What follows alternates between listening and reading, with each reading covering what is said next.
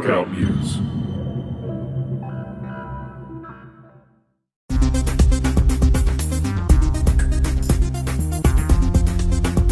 What did I say? I said range of motion, integration, tempo, stability, and loading. Obviously, the easiest one, okay? Let's go through each. Understand them. My trainers, we do kind of a jam session. We're gonna do this in a second. Where basically, you guys are gonna call out, like say, a knee dominant exercise, show me a stability progression, level 1, 2, 3. You're gonna work through it together in partnership for about 5 minutes, get a feel for it. But the coolest thing is, when you get really good at this, within 15 seconds, you can design a workout. Not 15, but very quickly, and you can modify things in the fly, because you never know what's gonna happen. Maybe your TRX falls off the wall, what's your modification? If you work within level 1, 2, and 3, understand progression, you don't need to worry about anything. You just know exactly what to do. So Joe Carabase, let's start stability, okay?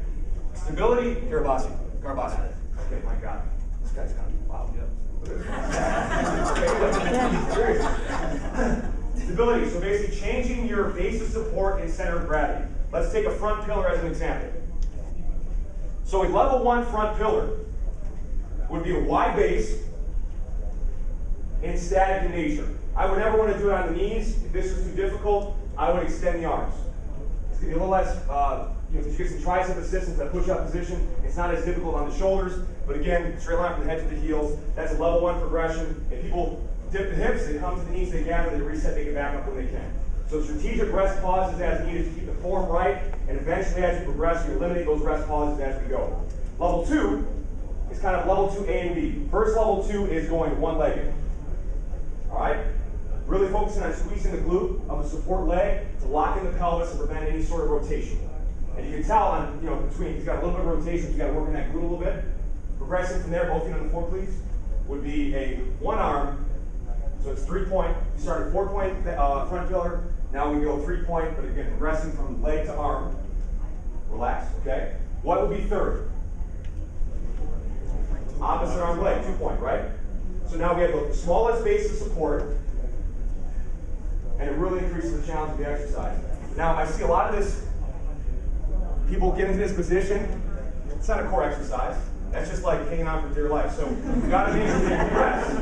And don't be afraid, like I get in there, I don't spend a whole lot of time talking during the work, I scream, and I make like eight like sounds. But instead of wasting time with people that have lactic acid over the body, lactic oxygen to the brain, if Joe get into a bad plank, I'm gonna get in there, get his glutes going, and get it going. I'm not going to slap it, I promise. But that's what you got to do. Get people in the right position. Get people in the right position.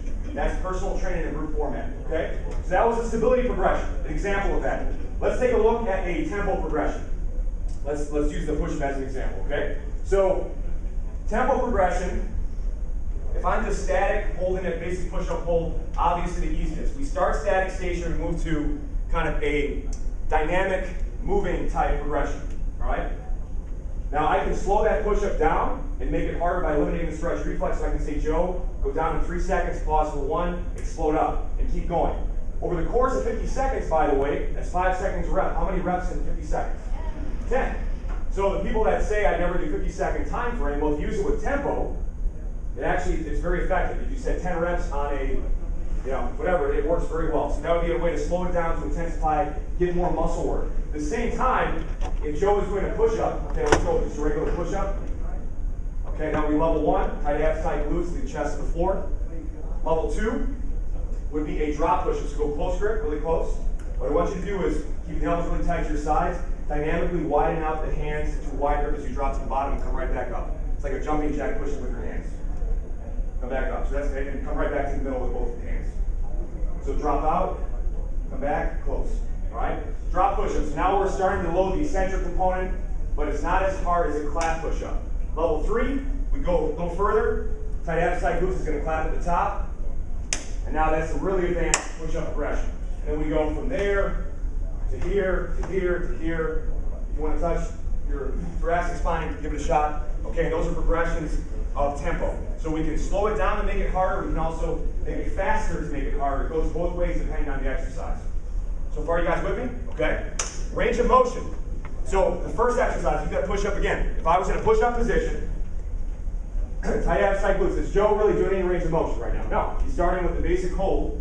We go from a quarter to a half to a full push-up. Okay? You can move all the way down. Full push-up. Now, if I want to increase the range of motion, I'm sorry, go ahead. Just go up and down. Relax. Okay? What would I do to increase the range of motion on that push-up? I can put yoga bricks on the floor, have his hands, dumbbells, okay? And now the chest is going past the floor, and the muscles are going, it's more work. It's more distance, more total work. That's a progression.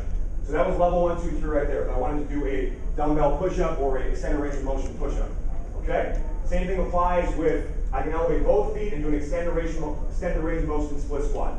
I can also do a 1.5 repetition. So basically Joe goes all the way down, comes up halfway, goes back down, all the way back up.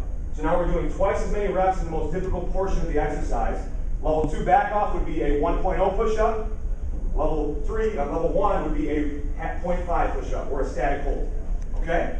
Working it up and down. Loading, all right? We have options to load with tools. So kettlebells, bands, dumbbells, whatever. Those are great. I prefer to intensify movements as much as possible with body weight because, again, it's risk versus reward. It keeps people safe, it's easier to teach. It's more kind of transcends fitness in general because, again, we don't always have access to equipment, right? So in a body angle progression, we use the classic push-up. All right, level 1 is an incline push-up, hands. I'm just going to say hands elevated because it kind of goes back and forth whether this is incline or decline to people, but incline push-up, tight abs, tight glutes. We move to the floor, that's level 2. Level 3, we elevate the feet, so I can look the other way. Joe, you're going to great workout right now, man. You're going to be sweating in a second here. Elevates the feet. What would I do to make a stability progression? 1 foot off the bench. What would I do to make a tempo progression? I can have him go 3-1-X, I can have him do 5-second hold at the bottom, I can have him do 1.5, right? I can have him do explosive push-ups from this position. I think we need to see that. Let's see it go. Flat push-up. Good Lord. Lord, what's the chair? What's the chair, man? Hold the chair. That's good. I need this whole presentation. You guys can wear them out. All right, so those are ways to do that as well, right? And then again, there's the leverage we just looked at. TRX is a great training tool because it uses body angles to manipulate, the intensity of the exercise. So I love that type of stuff, and then just add load, okay? So that's basically everything. I guess the last part would be randomization. So let's say you had a work set, and I'm going to call out exercises that are random. I'll say push-ups, squats, split squats, or Coach Dosa is kind of a chaos speed training where he'll do, you'll say shuffle, back pedal, belly. Randomization is the ultimate advanced progression because now you have to just react. It doesn't really happen a whole lot in camps, just to be honest, but it does exist as a progression, right? Workout Muse.